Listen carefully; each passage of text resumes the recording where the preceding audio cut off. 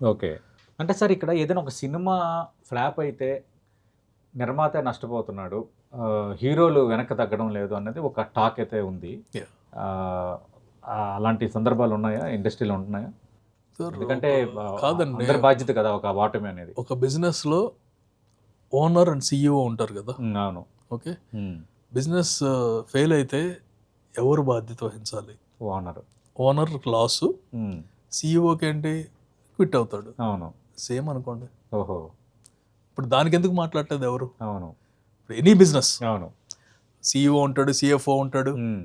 And there will be the president who might be the owner okay. Or the shareholders, hmm. Board of directors ఉంటారు.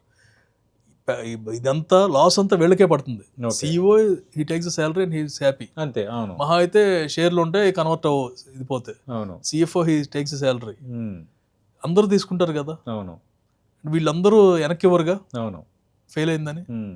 Same అనుకోండి, everything will be happy. Okay. అంటే ఈ example ఎందుకు నేను తెచ్చానంటే మీరు కృష్ణ గారి cult fan కాబట్టి Yeah.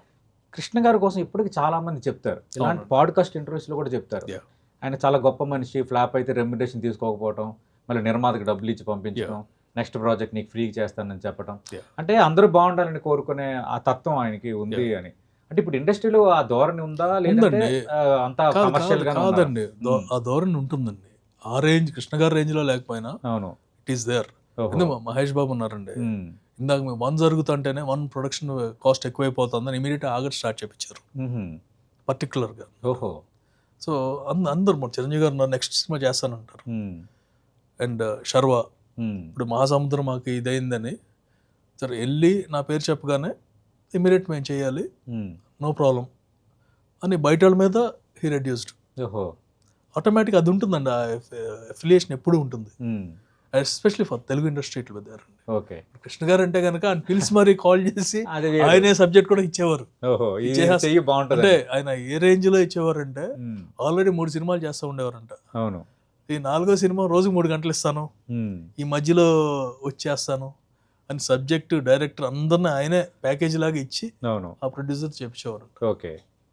Sir ఏంటి సార్ ఇప్పుడు ఈ రెమ్యునరేషన్స్ మీద కూడా ఒక డిస్కషన్ మాట. అంటే రెమ్యునరేషన్ ఎక్కువ తీసుకుంటున్నారు. సినిమా బడ్జెట్లు పెరుగుతున్నాయి. టికెట్ ధరలు పెంచేస్తున్నారు. ఎందుకు టికెట్ ధరలు పెంచాలి అన్నది ఒక వాదన. Sir it's demand and supply అండి. హ్మ్.